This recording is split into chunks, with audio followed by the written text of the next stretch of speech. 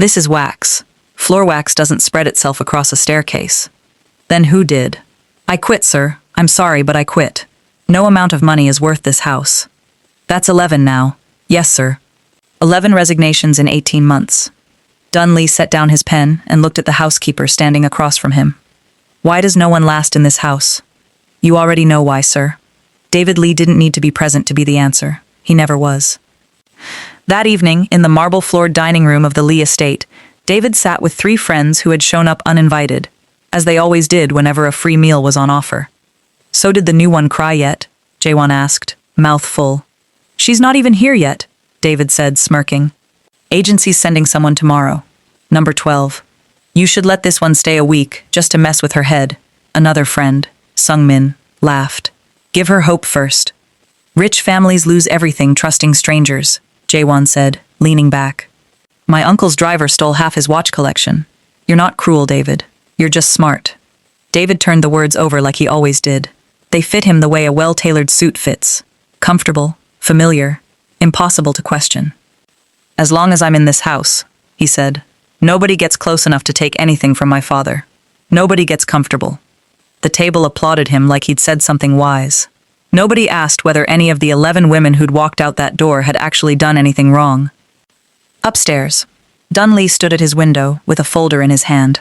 The 12th application from the agency. A photograph was clipped to the corner. She's not Korean, sir, the housekeeper said carefully. Does that matter to you? No, sir. It matters to your son. Send her in tomorrow anyway. Dunley had no way of knowing that the woman in that photograph, Fatima, was about to undo everything his son had spent 2 years building, brick by brick, out of grief and bad advice. She arrived the next afternoon in a plain gray dress, hair wrapped neatly, a folder of her own tucked under one arm, university transcripts from a pharmacy program she'd had to pause when her scholarship fell through. Good afternoon, sir. My name is Fatima. Thank you for the interview. Sit, Dunn said. I'll be honest with you before you decide anything. 11 women have left this house because of my son. He does not want maids here, and he has ways of making that clear. Fatima considered this without flinching.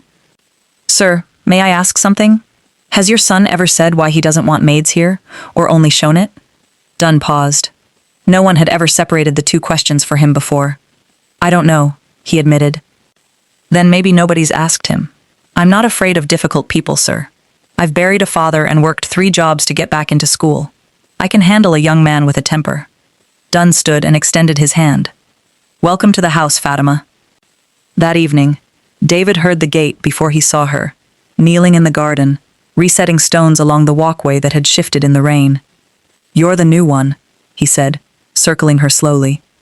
Did the agency warn you? They told me the household needed help, sir. That's all I needed to hear. Every maid who's worked here left crying. One didn't last 4 days. Since you're new, I'll save you the trouble. Pack light. Fatima looked up at him, unbothered, and smiled. Thank you for the warning, young master, but I didn't come here to plan my exit. For a second, David didn't know what to say. Every other woman had looked afraid. This one just went back to the stones. We'll see about that, he muttered, walking off. If you're enjoying the story so far, drop a like before we continue. It genuinely helps this channel grow. Dinner passed in near silence that first night. Once Dunn had gone upstairs, David leaned back in his chair. Let's be clear about something, he said. I don't care what the agency told you. Every woman who's worked here believed she'd be the exception. None of them were. You sound very certain I'll fail, Fatima said, clearing his plate. Can I ask why that matters so much to you? Excuse me? If I'm only here to work and earn a wage, why does my staying bother you this much? David stood, pushing his chair back harder than he meant to. Because I've seen how this goes. Smiling, bowing, calling my father sir, and slowly they get comfortable. They start acting like they belong. My father is one of the richest men in this country. You expect me to believe anyone comes here just to clean? Then you've met a lot of dishonest people, Fatima said quietly. I have. I'm sorry for that. But not everyone in a wealthy house is planning to take something from it. Some of us are only trying to survive it. We'll see, he said again, and walked away certain he was right. Days passed. David tested her the way he'd tested the 11 before her. He hid the laundry room key and told her the lock was broken. She hand-washed everything in the yard without complaint. He sent back a pot of jollof rice she'd made, claiming it tasted foreign, and let the bowls shatter against the kitchen tile. She knelt and cleaned it in silence, sauce still on her sleeve. He announced at a dinner with his father's business partners that the new one is still learning, while she stood by the wall, head lowered, saying nothing. Every time Dunn noticed the humiliation flicker across her face. Every time he wondered why she never once came to complain. One night he found her alone in the kitchen, drying dishes long after the house had gone quiet. "Fatima, why do you never tell me what he's done?" She dried her hands slowly before answering. "Because I don't want to become one more reason the two of you drift further apart, sir. Your son is angry, and he's surrounded by people who like him better angry. If I report every small cruelty, it won't heal what's actually wrong. It will only give him one more person to blame." Dunn stared at her. Nobody had ever framed it that way for him. "You keep surprising me." "I'm only doing my job, sir." "No," he said. "You're doing far more than that." At a cafe near campus, Jaewon leaned in with a different kind of suggestion once the laughing had died down. "You've tried everything and she just absorbs it. Maybe it's time she couldn't physically stay." "What are you saying?" David asked. "I'm not saying hurt her." Jaewon shrugged. "Accidents happen. Old marble stairs, fresh wax. Nobody's fault." The idea sat in David's chest the rest of the week, quiet and rotting, the way bad ideas do when nobody around you thinks to stop you. 3 nights later, with his father away in Busan until morning, David slipped down to the back staircase with a tin of floor wax from the utility closet. He worked it thin, and even across the top 4 steps, the ones Fatima always took first when she came down before sunrise to start the kitchen fires. He wiped the tin clean, returned it, and stood at the bottom admiring the shine. "Tonight," he whispered, "this ends." At 5:40 the next morning, Fatima came down those stairs the way she did every day. Her foot hit the 3rd step and slid out completely from under her. She fell the rest of the way, wrist snapping beneath her as she tried to catch the railing, a scream tearing out of her that brought the entire staff running. Dunn Lee, who had come back early for a forgotten contract, reached her first. He knelt, steadying her shoulders, and felt something slick under his palm on the marble. He rubbed it between 2 fingers. Wax. His eyes climbed the staircase slowly. Upstairs, unaware his father had returned, David was already on the phone with Jaewon, laughing under his breath. "I think it actually worked." She went down hard. There was a pause, and then both of them laughed, neither aware that downstairs, Dunn Lee had already put together exactly who was responsible. "David." His father's voice tore through the house with a force that ended the call before David could say goodbye. He came down pretending he'd only just woken, and found Fatima being lifted onto a stretcher, his father's eyes lit with something David had never seen directed at him before. "You did this." I just woke up. I've lived in this house 20 years, Dunn said, holding up his wax-stained palm. "These stairs are mopped every night. This does not appear on its own. Did you do this?" The silence answered for him. "I only wanted her gone," David finally said, unable to look up. "I didn't think she'd actually get hurt." "What exactly did you think would happen?" Dunn said, voice gone dangerously calm. "When someone steps onto wax on a marble staircase in the dark." Even the security guards by the door lowered their heads. Dunn ordered the car to the hospital immediately. When it pulled away, only father and son remained in the hallway. "From today, your life changes completely," Dunn said. "You've spent 2 years deciding every woman in this house was worthless. You've driven out 11 of them. Until Fatima is fully healed, you will become this house's maid. You will cook, clean, do the laundry, and personally see to her care." "I don't know how to do any of that." "No," his father said. "You simply never had to." Fatima came home that evening with her wrist in a cast, the fracture bad enough to keep her off work for weeks. Dunn wheeled her to a guest room himself. "I'm so sorry this happened under my roof," he said. "Please don't carry this, sir," she said softly. "I will," he said, "and I promise you my son is going to learn from it. If you believe people can actually change when they're forced to face what they've done, type 'people can change' in the comments. I'd love to see how many of you agree." The next morning, David stood frozen in the kitchen doorway, staring at pots he didn't know the names of. He turned around and went back to his room, ordering food delivered instead. That night, Dunn found Fatima with no tray in sight. "Did my son feed you?" "He isn't able to cook yet, sir," she said carefully.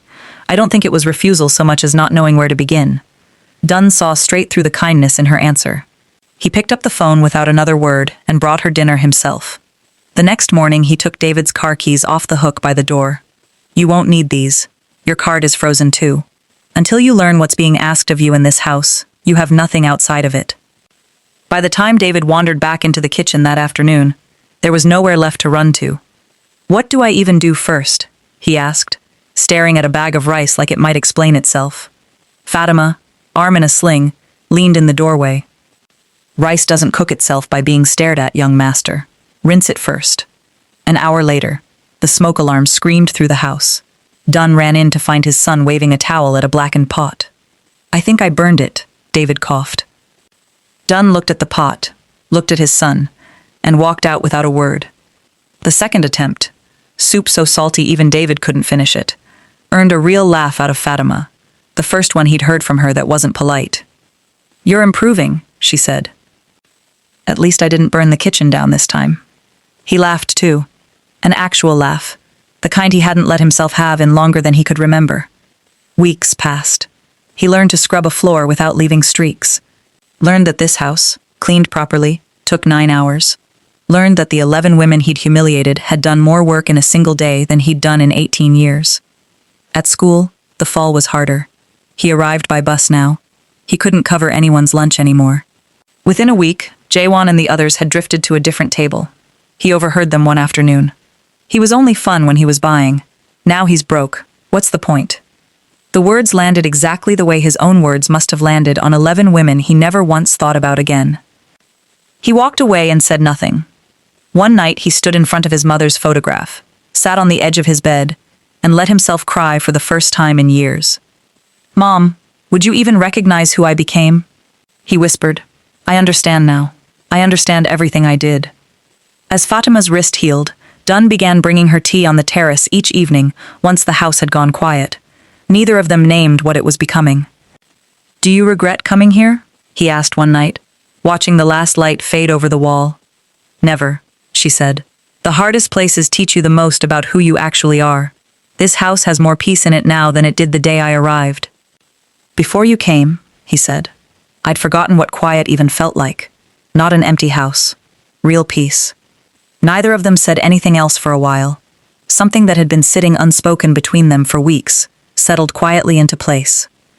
One evening, David carried a tray to her door, set it down, and dropped to one knee before she could stop him. "I'm sorry," he said, voice cracking. "I've said it before, but today I actually understand it. I judged you before I knew a single thing about you. I treated you like you didn't deserve basic respect because of the uniform you wore. If you never forgive me, I'll understand." Fatima looked at the young man who had unraveled and rebuilt himself in a matter of weeks, and smiled through tears of her own. "I forgave you long before you learned to cook rice properly." David lowered his head and wept. A few days later, Fatima found Dunn in his study. "Sir, I think it's time. Restore his account. He's learned what he needed to learn. I don't want the lesson to outlast the reason for it." Dunn smiled. "If that's what you want." When David returned to campus with his card active again, Jaewon and the others rushed over with the same old smiles. "Bro, we missed you." David looked at each of them in turn. "I had a lot of time to think about what friend actually means while I had nothing. None of you came looking for me then. Don't bother now." He walked away without waiting for a reply. Back at the estate, Fatima had fully recovered, though she was rarely alone in the kitchen anymore. David was already there most mornings before she arrived, and he carried every grocery bag in from the gate without being asked. One evening, rain falling steadily, she opened the front door just as Dunn's car pulled in.